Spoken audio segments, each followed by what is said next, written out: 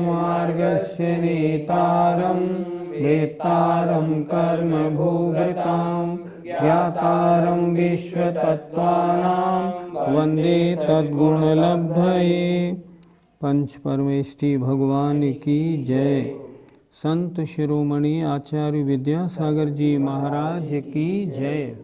आज विषय है अधिकरण विशेष। आपने कहा तो अधिकरण कितने प्रकार के होते हैं? अधिकरण माने आधार, इंग्लिश में हम कह सकते हैं बेस, जिसके आधार से आश्रव होता है वह अधिकरण विशेष।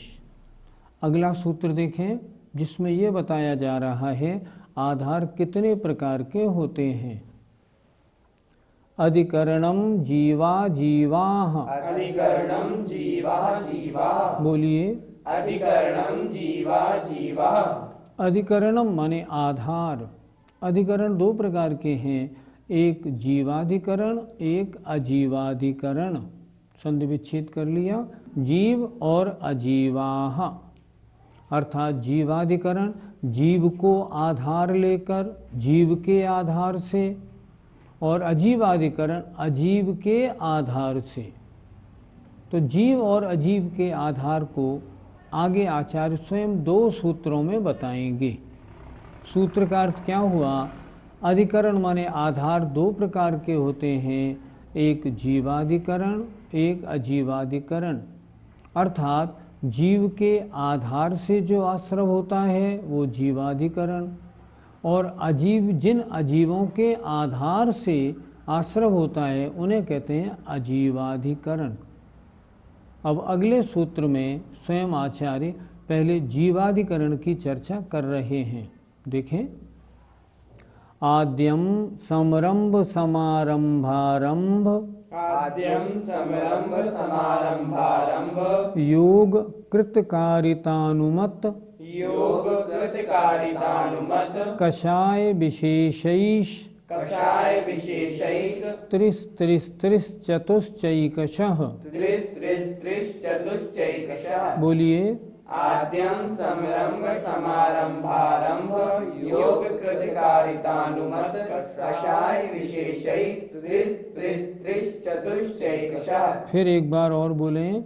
आद्यम समरंभ समारंभारंभ, योग कृतकारितानुमत, कषाय विशेषैः, त्रिश्चतुश्चैकशः।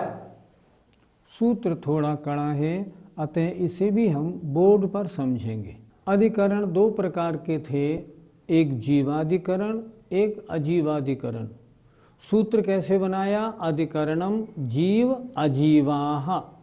तो पहले कौन सा लिखा? जीवाधिकरण। सूत्र देखें, आद्यम माने पहले वाला, पहले वाला मतलब जीवाधिकरण। समरंभ, समारंभ और आरंभ तीन। फिर समझें जरा, समरंभ, समारंभ और आरंभ तीन, और योग तीन, और कृत, कारित और अनुमत, कृत, कारित और अनुमत तीन, और कषाय चार। इनकी विशेषता से, जीवाधिकरण की बात हो रही है, इनकी विशेषता से इनके भेद कितने कितने?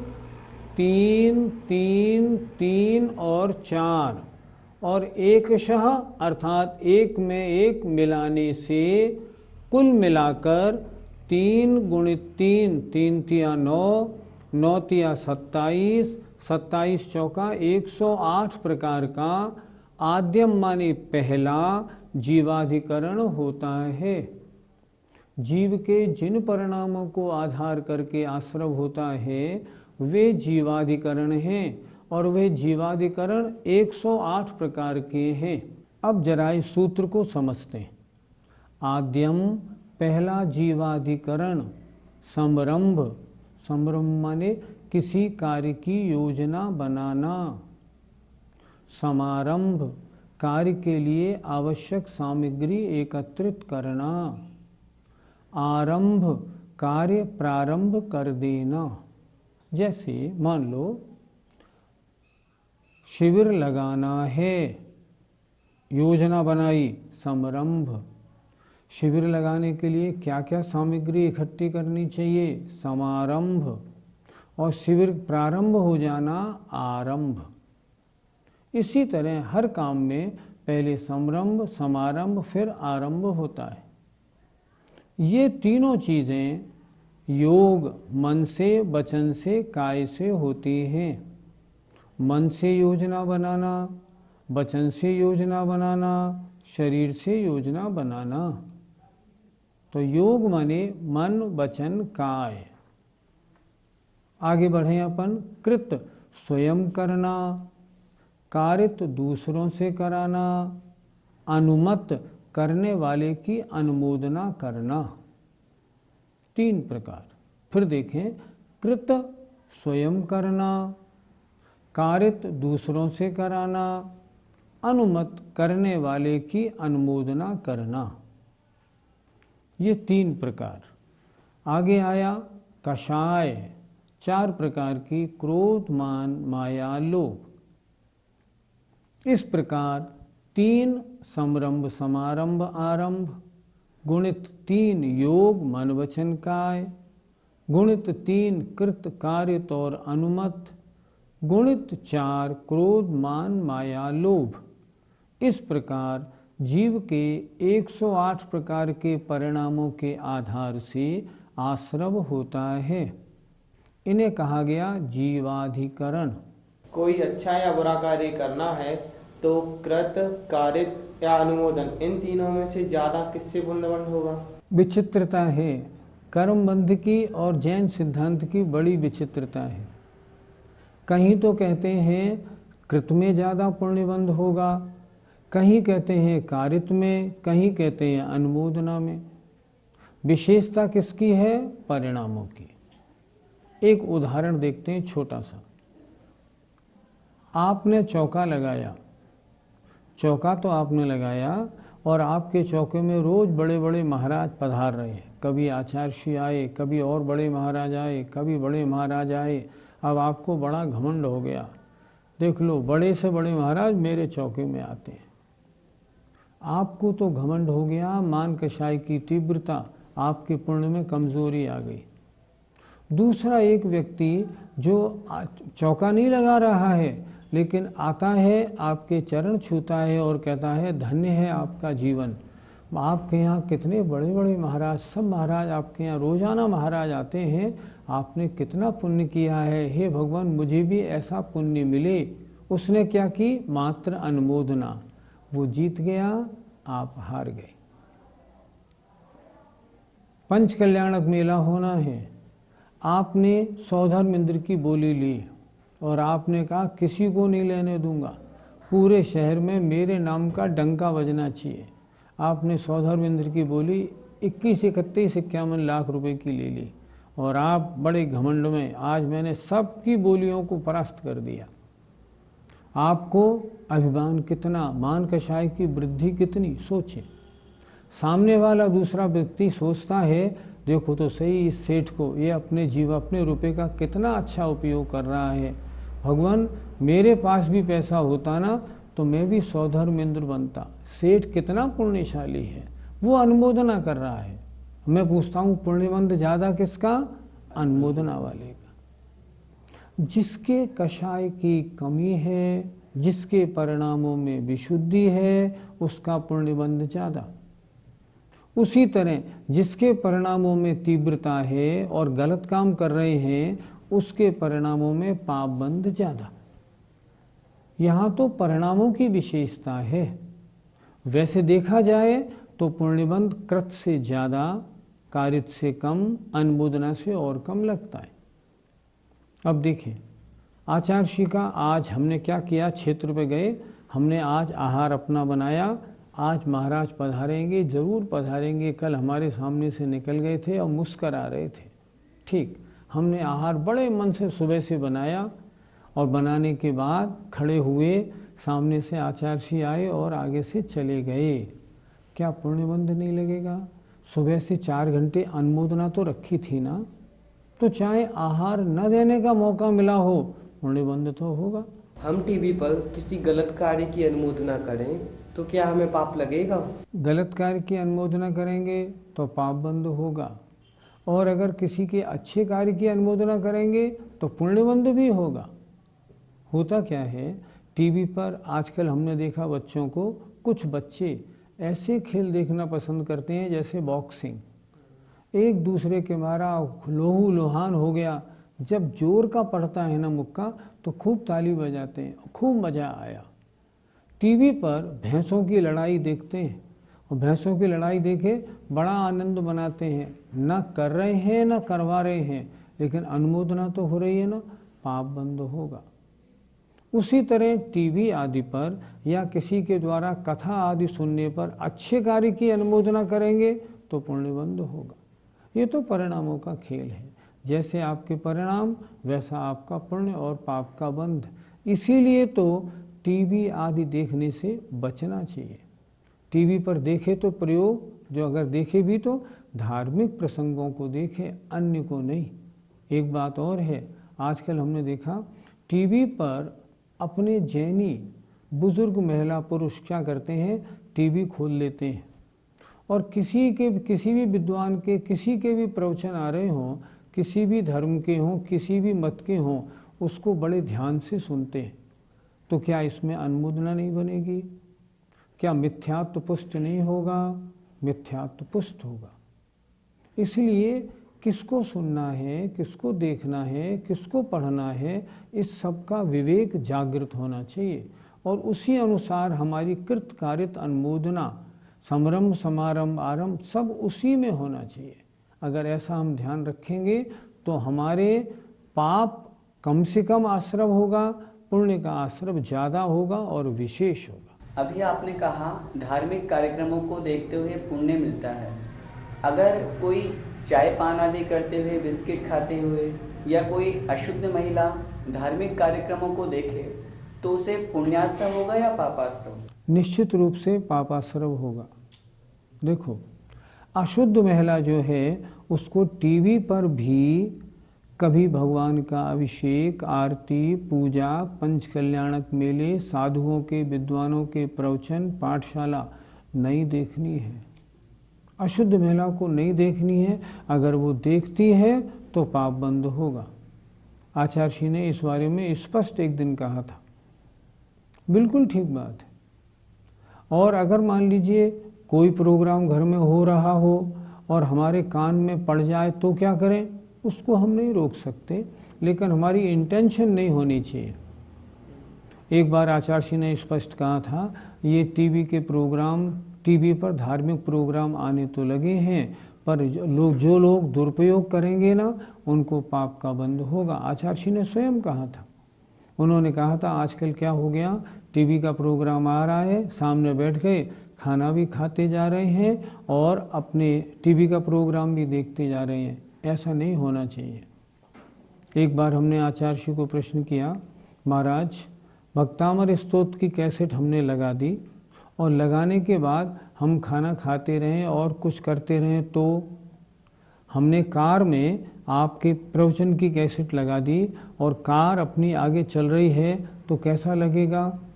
आचार्य ने कहा था, आपने किसी की कैसेट प्रवचन की लगा दी है और उस कैसेट लगाने के बाद अगर आप पूर्ण मनोयोग से उस कैसेट को नहीं सुन रहे हैं, कैसेट तो आपने लगा दी और आप बातचीतों में लगे रहे, तो उस कैसेट का अपमान माना जाएगा, पाप बंद होगा। भक्तामर स्तोत्र तो लगा दिया और आप अपनी गपशप में लगे रहे तो पाप बंद होगा।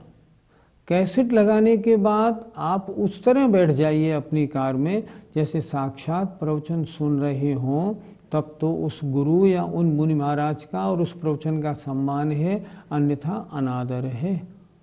ऐसा बिल्कुल नहीं होना चाहिए। जब भी टीवी पर धार्मिक प्रोग्राम सुने या देखें, उस समय पूर्ण मनोयोग के साथ बैठें और बैठने के साथ उसको सुने, तब पुण्यबंध का कारण है, अन्यथा नहीं।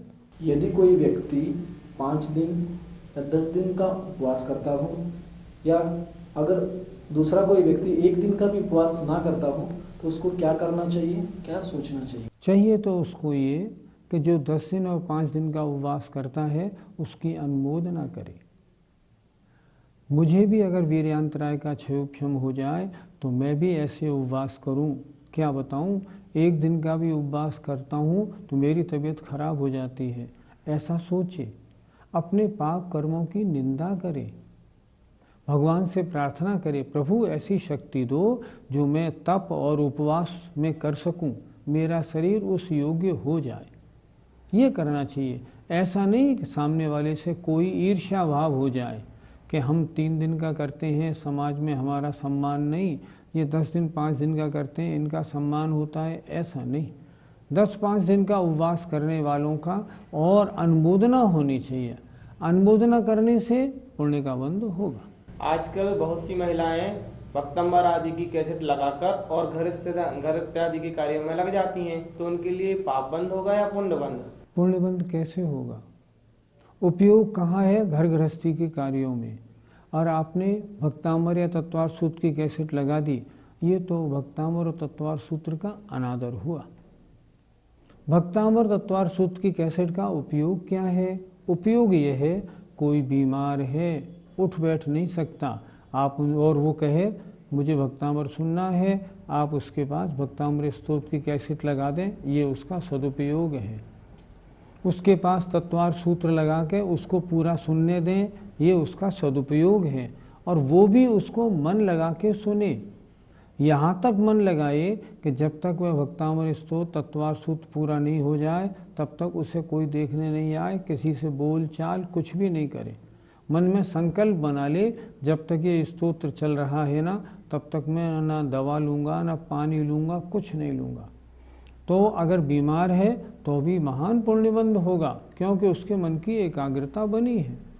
इसलिए ऐसा कभी नहीं करें, तत्वार सूत्र भक्तामर की कैसेट लगा दी और कपड़े धोने, नहाने, खाना बनाने में लग गए, ये उपयुक्त नहीं।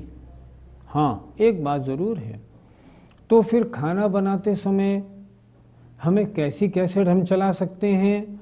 सुनो, भजन चलाओ, मेरी भावना, बारे भावना, वैराग्य भावना, इनको भजने दो। लेकिन आचार्यों के जो वचन है ना, भक्तामर स्तोत्र, तत्वार सूत्र, समय सार आदि का पाठ, आचार्य श्री के प्रवचन आदि नहीं, इनको नहीं चलाएं। हाँ, भजन लगाएं, आराम से, परिणाम अच्छे होने चाहिए, इसमें कोई बुराई नहीं। इसलिए इन बातों का ध्यान रखना चाहिए। अधिकरण 2 प्रकार का था, जीवाधिकरण और अजीवाधिकरण। जीवाधिकरण के 108 भेद हमने समझे। आइए अब अजीवाधिकरण के 11 भेदों को समझते हैं। अजीव मतलब जो अजीव वस्तुएं हैं उनके आश्रय से जो आश्रव होता है वो अजीवाधिकरण, उनके आधार से। सूत्र देखें, निर्वर्तना, निक्षेप, संयोग, निसर्गा, द्विचतुर्द्वित्रिभेदा परम। निर्वर्तना, निक्षेप, संयोग, निसर्गा, द्विचतुर्द्वित्रिभेदा परम। बोलिए, निर्वर्तना, निक्षेप, संयोग, निसर्गा, द्विचतुर्द्वित्रिभेदा परम। देखें जरा, इसको भी थोड़ा बोर्ड पे समझते हैं, थोड़ा सा कड़ा है, समझ में आपके आ जाएगा। आइए, अजीवाधिकरण के 11 भेद। निर्वर्तना, निक्षेप, संयोग और निसर्ग। 2, 4, 2 और 3 भेद। परम माने नेक्स्ट, नेक्स्ट माने दूसरा या अगला। पहले क्या था? अधिकरणम जीवा जीवाहा, अधिकरण दो प्रकार का, जीवाधिकरण और अजीवाधिकरण। पहला सूत्र जो था इससे पहला, उसमें लिखा था आद्यम, तो जीव पहले था, तो जीवा आद्यम माने जीवाधिकरण। अजीव था बाद में, तो उसके लिए दिया इन्होंने परम। परम माने दूसरा, अगला, नेक्स्ट, माने अजीवाधिकरण। अजीवाधिकरण के भेद कितने? निर्वर्तना दो प्रकार की। निर्वर्तना माने रचना, निक्षेप माने रखना, रखना चार प्रकार का, संयोग माने मिलाना, मिलाना दो प्रकार का, निसर्ग माने प्रवृत्ति, प्रवृत्ति तीन प्रकार की। 2 और 4 6 और 2 8 और 3 11 भेद होते हैं अजीवाधिकरण के। निर्वर्तना माने रचना, रचना दो प्रकार की। मूल गुण निर्वर्तना अर्थात शरीर, वचन, मन, श्वासोच्छ्वास आदि की रचना करना। उत्तर गुण निर्वर्तना लकड़ी का, चित्र का, पाषाण का कोई वस्तु आदि बनाना, और उसके आश्रय से अगर परिणामों में जो तरह तरह के भाव आते हैं वह निसर्ग नाम, वह निर्वर्तना नाम का अजीवाधिकरण है। जैसे आजकल क्या हो रहा है, दावतों में जाए ना तो वहाँ सलाद रखी है, सलाद वो मछली के स्टाइल का बना देते हैं। लोग जाते हैं चक्कू से उस मछली के स्टाइल को काट के खाते हैं, तो ये अजीवाधिकरण है। अजीव के आश्रय से होने वाला पाप। सामने एक कपड़ा लाए, उस कपड़े में तरह तरह के जीव जंतु बने हैं, अगर उस कपड़े को आप काटते हैं तो ये अजीवाधिकरण है। क्यों? उनके काटने से पाप लगता है। बच्चों को तरह तरह की टॉफ़ियाँ दी जाती हैं, उनमें कोई मछली वाली है, कोई किसी स्टाइल की है, कोई किसी स्टाइल की है, अगर उसे खाते हैं ना तो ये निर्वर्तना, रचना, अजीव के आधार से होने वाला पुण्य पाप है। निर्वर्तना। निक्षेप, निक्षेप माने रखना। पुद्गल के रखने से एक पुद्गल अजीव के आधार से कैसे पुण्य पाप होता है। जैसे रखना चार प्रकार का होता है। पहली बात बिना देखे रख देना, दूसरा बिना ढंग से देखे रख देना, तीसरा कहीं का कहीं रख देना, और चौथा जल्दी जल्दी रख देना, हटाओ हटाओ जल्दी जल्दी रख देना। इन चारों में यद्यपि कोई जीव मरे या न मरे, लेकिन उसके जो आपने उसको बिना देखे रखाना, उस अजीव के बिना देखे रखने के आधार से पाप बंद तो होगा ही, और ये पाप बंद कहलाएगा अजीव के आधार से होने वाला। तीसरा आया संयोग। संयोग माने मिलाना। क्या किया आपने? नमक और राई का छौंक दाल में लगा दिया। ध्यान से सुनना, दाल में राई और नमक डाल दिया और राई का छौंक लगा दिया, तो राई और नमक मिलते ही जीवोत्पत्ति हो जाती है। दही और गुड़ को मिला दिया, इनके मिलाने से जीवोत्पत्ति हो जाती है। ये क्या है? संयोग, अजीब। और निसर्ग माने मन वचन काय की प्रवृत्ति जो है, इसके कारण मन वचन काय पौद्गलिक हैं, इनकी प्रवृत्ति के कारण जो आत्मा के परिणाम होते हैं उनमें आधार कैसा माना जाएगा? अजीवाधिकरण। तो ये क्या हुआ? 11 प्रकार का अजीवाधिकरण है। इसके आश्रय से होने वाले पापों से हमको बचना चाहिए। आज हमने बहुत अच्छी चर्चा की है। 108 प्रकार के जीव के परिणामों के आधार से और 11 प्रकार के अजीव के आधार से जो आश्रव होता है, हम उनसे बचें। निरंतर इसमें हम प्रयत्नशील बने, पाठशाला देखें और जीवन में उतारें, तब पाठशाला देखने की सफलता है। समय आपका हो गया। जय जिनेंद्र।